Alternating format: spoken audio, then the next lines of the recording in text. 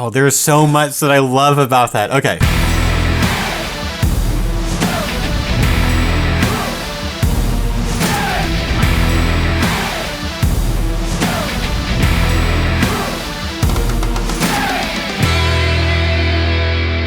Hi, I'm Josh Brahm. I'm an apologist, and I'm doing a series reacting to different scenes in movies and TV shows that depict two or more characters having a debate or a dialogue about something that they agree on. I am not focusing in the series on whether or not this is an accurate portrayal. What I'm doing is I'm trying to highlight the things that the characters are doing that are good depictions of good or bad dialogue.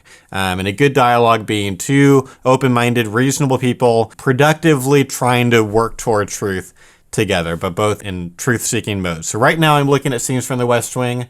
Let's take a look at this clip. Leo. Yeah, Karen Larson is here. thanks.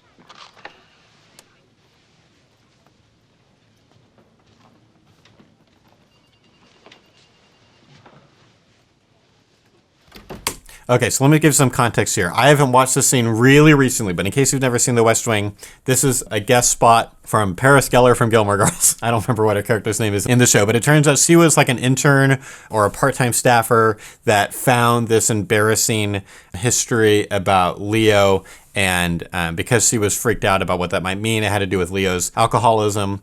She had released that to the public or had leaked it. And so they have found the leak. And she is here with her box of things. She's been fired, but Leo says that he wants to talk to her before she goes. They've never met before, and now they're going to have this conversation. And so Leo has all the right to be completely like angry and furious and upset and embarrassed and all of that. He's been really humiliated publicly by this woman. And so here's the scene. I'm Leo McGarry. Yes, sir. I wanted to meet you, and I wanted you to meet me. Yes, sir.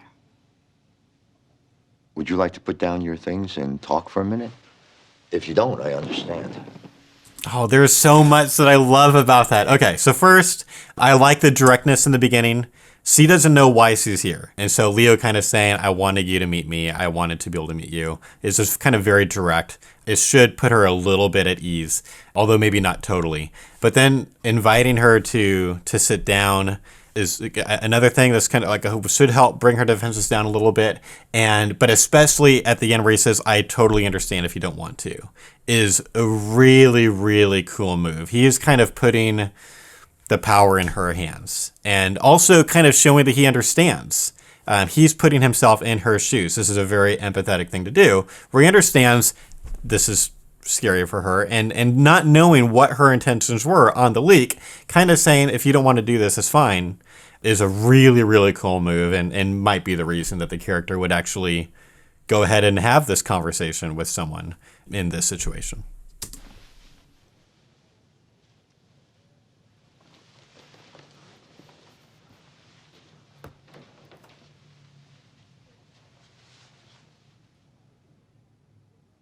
When you read in my personnel file that I'd been treated for alcohol and drug abuse, what went through your mind? Notice her body language here. The arms being folded across her chest. Like, this is a very defensive posture. It doesn't indicate an openness. It's understandable. There's a power dynamic here that's not typical in the kinds of dialogues and debates that people are having where you're talking with a peer. So I get that's a thing that makes the scene a little bit different from reality. But generally speaking, as a body language tip, don't talk to people with your arms crossed like this. It can indicate a lot of different things. It can indicate a stubbornness. It can indicate defensiveness, and that's not going to help. So more open body language and more relaxed body language is going to generally make your dialogues a lot better. Karen, it's okay. You can say it. The worst thing I'm empowered to do is fire you, and I've already done that. Okay, another really good moment from Leo, again, trying to make her feel safe to say what she really thinks. As I explained earlier, good dialogues happen when people feel safe to share their actual views and aren't going to be like mistreated by the other person for having done that. Like, they're not going to get punished for sharing the actual views. You don't want to have a dialogue where you're having to like hide half of like what you really think. Like, you're just not going to get as far. And so Leo is really giving her explicit permission. It is okay say whatever it is that you're thinking. And he even gives her like another reason to do it besides like that's just good form in a dialogue. But also it's like, look, what's the worst I can do to you? I've already done, like, the worst case scenario has already happened. Now let's just have this other moment. It's really good. My father drank a lot. So did mine. Two very vulnerable moments that just happened between these two people. Like this is something that neither probably talks a lot about.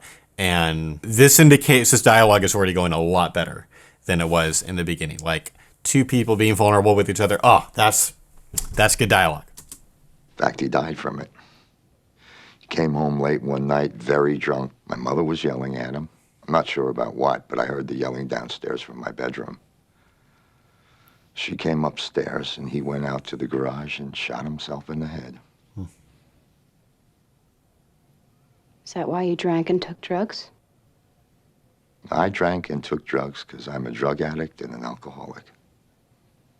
How long did it take you to get cured? I'm not cured. There's something cool here where now, I don't remember the character's name. I just want to call her Paris, basically, is asking very direct questions and questions that in other contexts would seem rude. But again, he gave her permission. And C is, I think, testing the waters by asking the very direct questions that are in her head.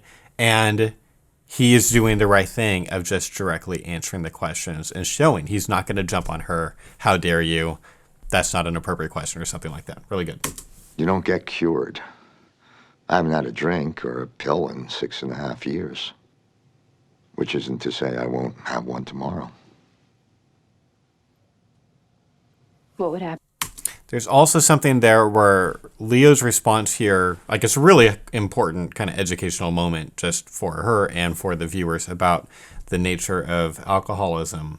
But it's also a very vulnerable thing to say to someone who has already leaked to the press about your alcoholism. Like the next headline could, she could sell a story that says, Leo McGarry says he might have a drink tomorrow, like that kind of thing.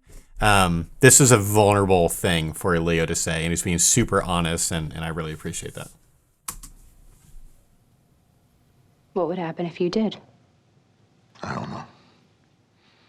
But probably a nightmare the likes of which both our fathers experienced, and me too. And so after 6.5 years, you're still not allowed to have a drink?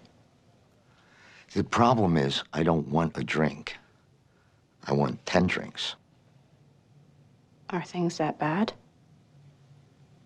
No, Then why? because I'm an alcoholic. I don't understand. I know. It's okay. Hardly anyone does. I really like that Paris says, I don't understand. That is a really good thing to do in a dialogue, is just admit when you don't know something, when you don't understand something. So you can learn a lot from Leo here, who's being very open about the situation. I mean, like, when's the next opportunity he's going to be able to get to ask an alcoholic these questions? It's a vulnerable thing. Anytime that you admit you don't know something, that's a vulnerable thing. And Leo is being so gentle and kind with her and so understanding of just, I know you don't understand. And like, he's not being rude about it. He's not like being like, I can't, like, how do you not understand? Your own dad was not, like, there's such a really terrible way this could go if Leo were a worse person. And yeah, be vulnerable.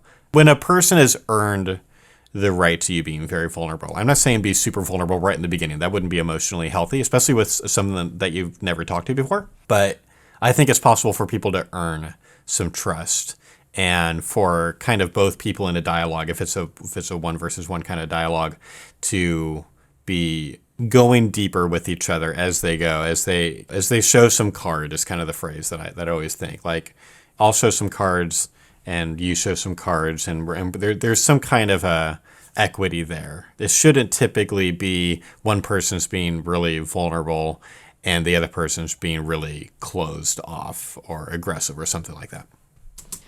It's very hard to understand.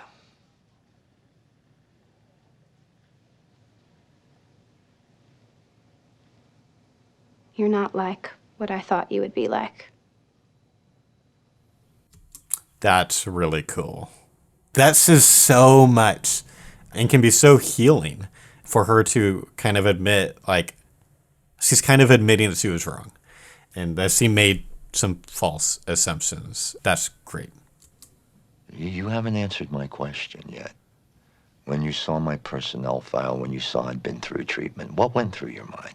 This is good. So when you ask a clarification question in a dialogue, and at ERI, we teach people to try to use clarification questions and avoid questions that are kind of leading, that have like, it's like an argument with a question mark on it. I've got a video talking about why we think that, and I'll link to it in the description below. But generally speaking, you want to ask questions when you're trying to understand the person or their view better. And then when it's time for you to make your argument or to state your view, like, just state it and kind of do it in a way that shows the person like you're not trying to lead them somewhere. You're just putting your cards on the table face up, saying, here's what's going on for me.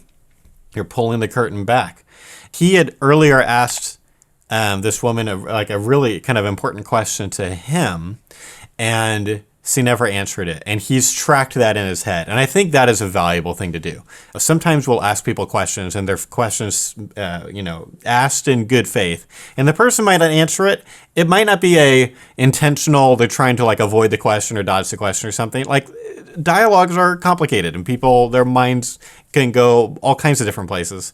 And sometimes we just kind of forget. And gently asking her a question again, I think that's totally fine. And you should do that. If you've asked a question and the conversation got sidetracked a little bit and they never answered it, and it's an important question, perfectly fair for you to ask again and kind of restate your question. I'm still curious about that thing that I asked you earlier, and then ask it again. My father used to.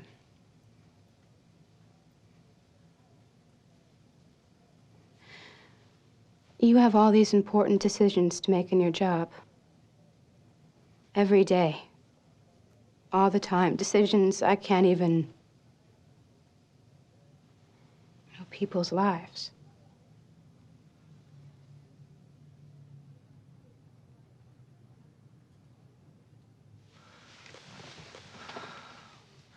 Karen, what you did caused a lot of problems for me, for the president, for a lot of people we don't even know.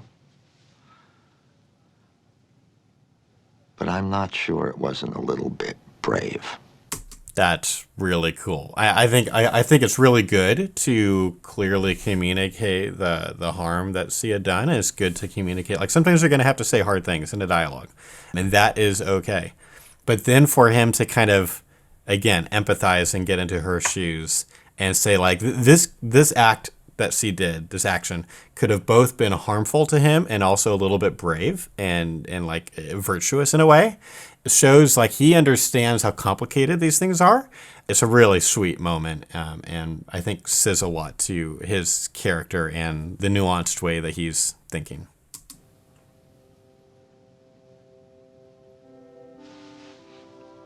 Did you like working at the White House? Yes, sir.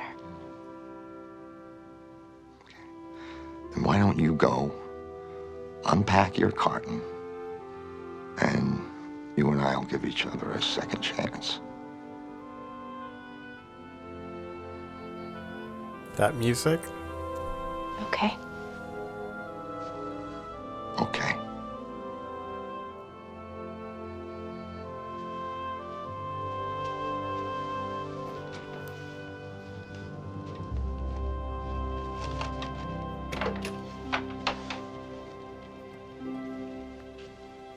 Ah, so good. Okay, time to rate the characters on how they did. I give Leo a 10 out of 10 on this. That was wonderful. There are so many intentional decisions that he, like, again, like assuming this was reality, decisions that he was making in the dialogue. And Paris's character, I would give her 7 or an 8. Her answers were sometimes really short. Again, that might be partly the power dynamic, but even like at the end there, after they've had all this really good stuff, how short her answers were spoke to me of a little bit of something like maybe immaturity or social awkwardness or something like that. I feel like she could have shown a lot more gratitude and something. I'll give her an 8. Okay. That's it for this video. I've got more West Wing scenes that I'm planning on showing in the future on the series, but if there are any scenes, any specific dialogues from whether it's the West Wing or any other TV show or any movie, post them in the comments. I know that I'm doing a Marvel series probably after West Wing. I've got several more West Wing scenes that I want to analyze first, but then I think I'm going to do Marvel next, and so post your favorite scenes in the comments, and I love to add them to the list. Thanks so much for watching.